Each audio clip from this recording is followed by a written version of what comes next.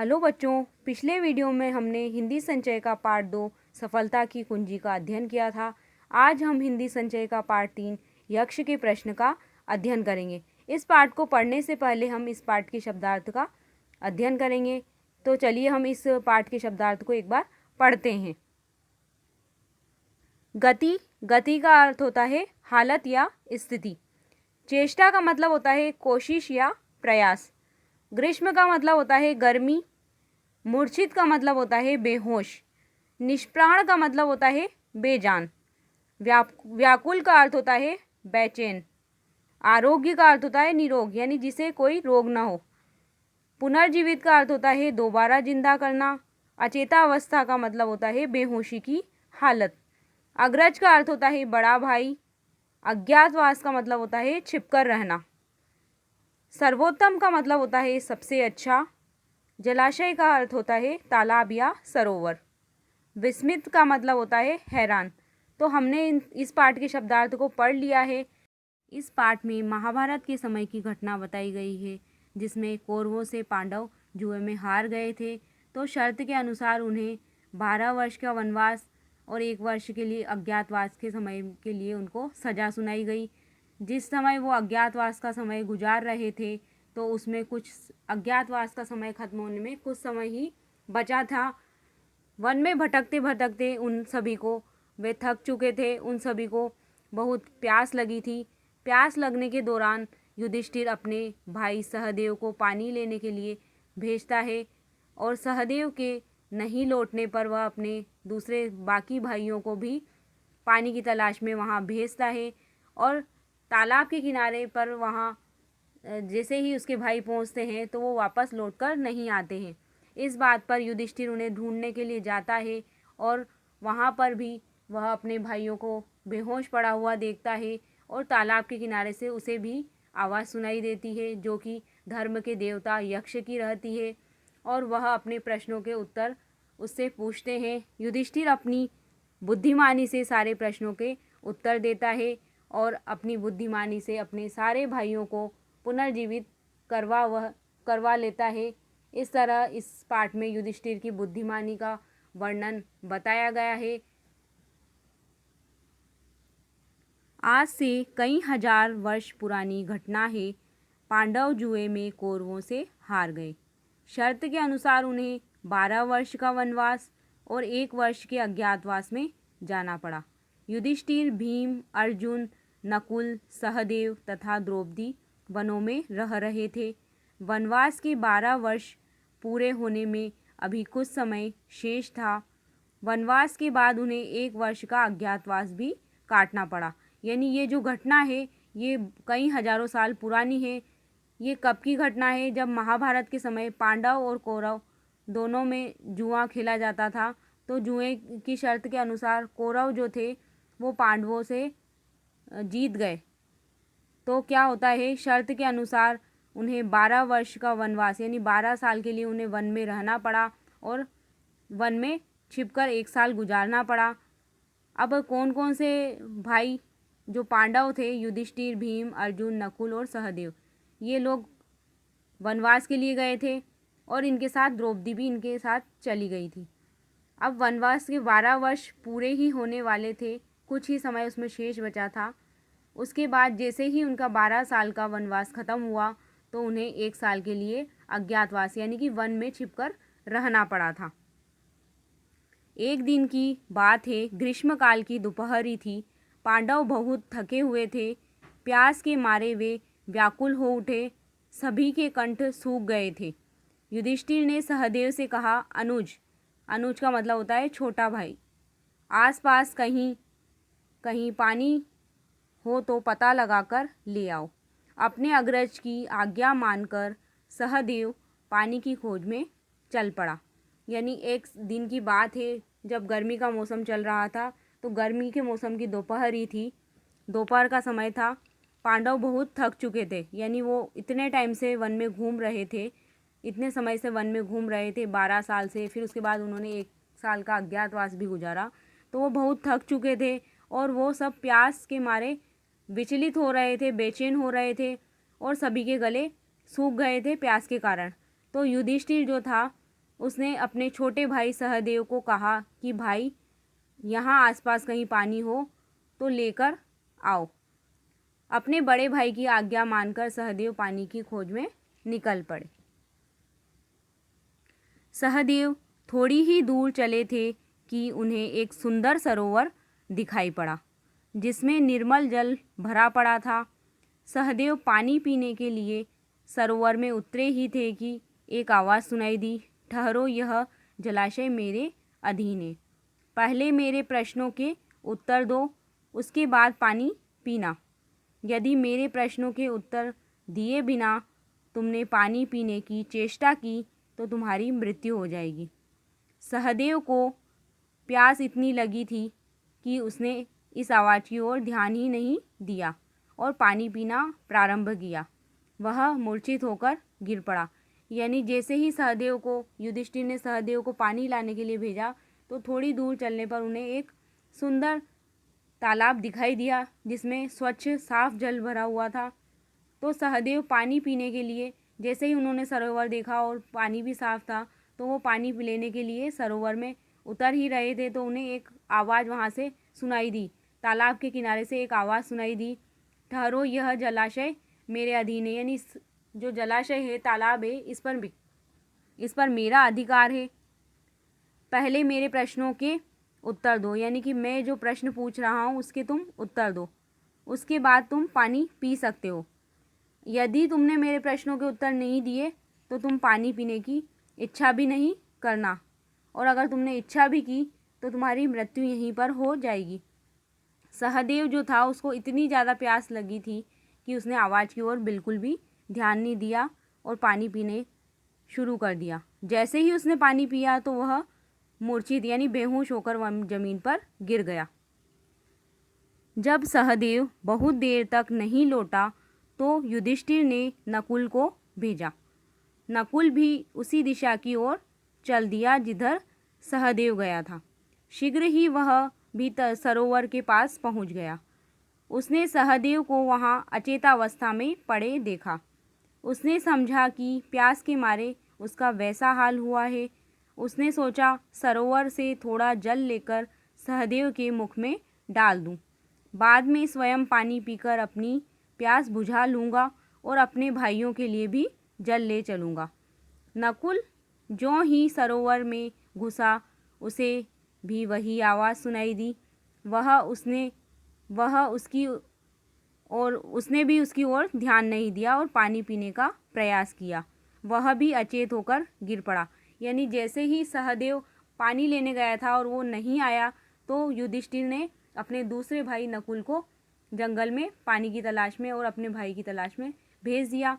नकुल भी उसी दिशा में चला गया था जहाँ पर सहदेव गया था और वह जल्दी से ही सरोवर के पास पहुँच गया था। और वहाँ पे उसने क्या देखा कि उसका भाई बेहोशी की हालत में सरोवर के पास गिरा हुआ है और वह समझा कि प्यास के कारण उसका ऐसा हाल हो गया है और जब मैं पानी लेकर अपने भाई के मुंह में डाल दूंगा तो वह अपने आप ही उठ जाएगा, मतलब होश में आ जाएगा वो अपने आप ही, और बाकी बचा हुआ पानी अपने दूसरे भाइयों के लिए मैं ले जाऊंगा। अब नकुल क्या करता है, पानी लेने के लिए सरोवर में उतरता है तो उसे भी यही आवाज़ सुनाई देती है और वह भी उस आवाज़ की तरफ ध्यान नहीं देता है और वह भी उसी तरह से सहदेव की तरह अचेत होकर बेहोश होकर तालाब के किनारे गिर जाता है। अब देखिए, सहदेव गया सबसे पहले, उसके बाद नकुल गया। अब नकुल भी नहीं लौटा तो युधिष्ठिर का माथा ठनका। उन्होंने अर्जुन को भेजा। अर्जुन को भी वही आवाज़ सुनाई दी, जिसे सुनकर अर्जुन क्रोधित हो उठा। उसने आवाज़ की दिशा में बाण चलाया किंतु आवाज़ ने अट्टहास किया और कहा, मुझ पर तुम्हारे बाणों का कोई प्रभाव नहीं पड़ सकता। यदि पानी पीना चाहते हो तो मेरे प्रश्नों के उत्तर दो, अन्यथा तुम्हें भी अपने प्राणों से हाथ धोना पड़ेगा। अर्जुन को अपनी शक्ति पर बहुत घमंड था। वह पानी पीने लगा और उसी समय उसका शरीर निष्प्राण होकर गिर पड़ा। यानी जब नकुल नहीं लौटा तो युधिष्ठिर ने अपने दूसरे भाई अर्जुन को वहाँ पर भेजा और अर्जुन को भी उसी प्रकार आवाज़ सुनाई दी जो उसके बाकी भाइयों को सुनाई दी थी। वह भी तालाब के किनारे पहुंचा और उसे भी वही आवाज़ सुनाई दी। लेकिन अर्जुन जो था उसे वह आवाज़ जैसे ही सुनाई दी तो वह गुस्सा हो गया और उसने क्या करा कि आवाज़ की दिशा में बाण को चला दिया। अर्जुन जो थे वो महान धनुर्धारी थे और उन्होंने क्या करा, आवाज़ की दिशा में बाण को चला दिया। लेकिन क्या हुआ, आवाज़ वापस तेज़ी से आई और तेज आई। मुझ पर तुम्हारे बाणों का कोई भी असर नहीं होगा। यदि तुम पानी पीना चाहते हो तो मेरे प्रश्नों के उत्तर दो, अन्यथा तुम्हें भी प्राणों से हाथ धोना पड़ेगा, यानी तुम्हें भी अपनी जान गंवानी पड़ेगी, तुम्हारी भी मृत्यु हो जाएगी। तो अर्जुन जो था उसे अपनी शक्ति पर बहुत ज़्यादा घमंड था और वह पानी पीने लगा। जैसे ही उसने बाण चलाया उसके बाद वो पानी पीने लगा और उसका शरीर निष्प्राण होकर वहीं पर गिर गया। अब जब सहदेव, नकुल और अर्जुन नहीं लौटे तो युधिष्ठिर को चिंता होने लगी। अब उन्होंने महाशक्तिशाली भीम को भेजा, पर उसका भी अपने भाइयों जैसा हाल हो गया था। अंत में युधिष्ठिर अपने भाइयों को खोजते हुए स्वयं उस सरोवर पर पहुँचे उन्होंने अपने चारों भाइयों को अचेत पड़े हुए वहाँ पर देखा और वो हैरान हो गए। उन्होंने देखा कि उनके शरीर पर किसी भी प्रकार के घाव के चिन्ह नहीं थे, फिर भी उनकी मृत्यु कैसे हुई है, यही सोचकर वह परेशान हो गए और वे जलाशय की ओर बढ़े ही थे कि उन्हें भी यही आवाज़ सुनाई दी, सावधान, तुम्हारे भाइयों ने मेरी बात नहीं मानी थी, इसलिए उनकी यह दशा हुई है। यदि तुम भी पानी पीना चाहते हो तो मेरे प्रश्नों के उत्तर दो, अन्यथा तुम्हारी भी यही गति होगी, यानी कि यही हालत तुम्हारी भी होगी। अब युधिष्ठिर अपने भाइयों को ढूंढ रहे थे तो वो भी तालाब के किनारे पहुँचे और वहाँ पर उन्हें भी इसी प्रकार की आवाज़ सुनाई दी और उन्होंने क्या किया कि तुरंत पहचान लिया कि कोई यक्ष बोल रहा है। वे बोले, आप प्रश्न करें, मैं उत्तर देने के लिए तैयार हूँ, यानी आप जो प्रश्न पूछना जा रहे हैं उसके उत्तर में देने को तैयार हूँ। तो यक्ष प्रश्न पूछना शुरू करता है। अब यक्ष प्रश्न पूछना शुरू करते हैं। उनका पहला प्रश्न होता है, पवन से भी तेज क्या चलता है? तो युधिष्ठिर उत्तर देते हैं, मन, यानी कि हमारा मन चंचल होता है, अलग अलग जगह पर वो भटकता रहता है, तो पवन से यानी हवा से भी तेज हमारा मन चलता है।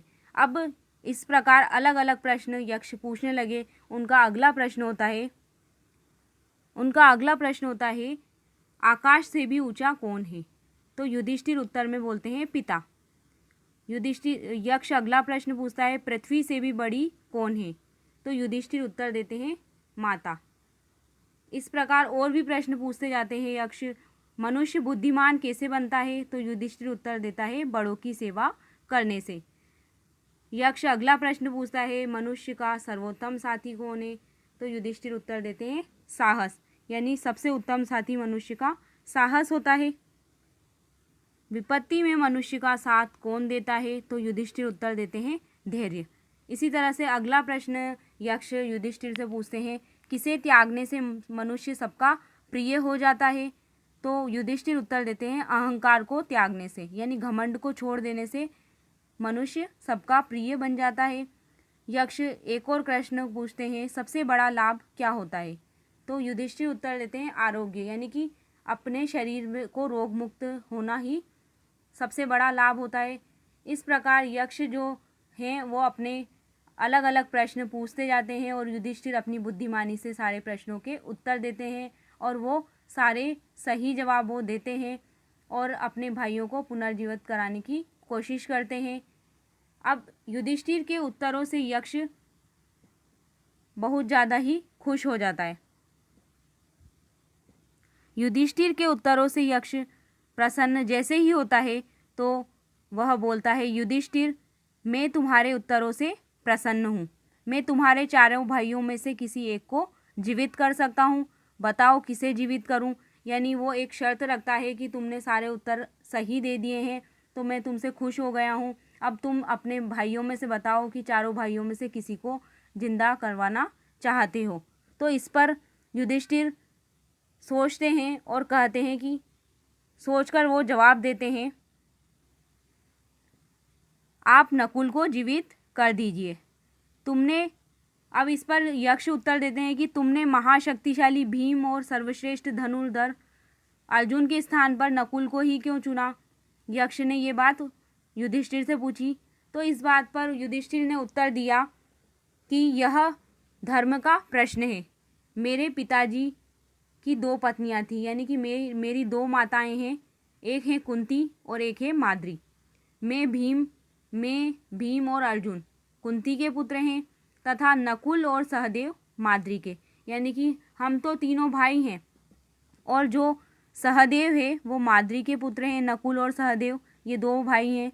कुंती के पुत्रों में से मैं अकेला जीवित हूँ ही सही, लेकिन माद्री का कोई भी पुत्र जीवित नहीं है। इसलिए मैं चाहता हूँ कि माद्री का भी एक पुत्र जीवित रहे। तो आप नकुल को जीवित कर दीजिए। इससे क्या होगा कि जो उसकी दूसरी वाली माता है माद्री, उसके प्रति कोई अन्याय नहीं होगा। युधिष्ठिर का उत्तर सुनकर यक्ष बहुत ज़्यादा खुश हुए। यक्ष और कोई नहीं, स्वयं धर्म के देव थे। वे युधिष्ठिर के धर्म की परीक्षा लेने आए थे। उन्होंने प्रसन्न होकर उनके चारों भाइयों को पुनर्जीवित कर दिया। यानी पहले तो वो उत्तर देने के बाद एक ही भाई को जीवित करने वाले थे, लेकिन युधिष्ठिर की बुद्धिमानी देखकर और धर्म के प्रति भाव देखकर जो यक्ष थे उन्होंने उसके चारों भाइयों को जीवित कर दिया था। यानी वह अपनी दूसरी माता के प्रति भी अन्याय नहीं चाहते थे, यानी दोनों ही माताओं के एक एक पुत्र जीवित रहे, ऐसी बात उन्होंने कही थी। तो इस बात को सुनकर यक्ष बहुत खुश हुए और उनके भाइयों को जीवित कर देते हैं। इस प्रकार यह घटना पूर्ण हुई। धन्यवाद।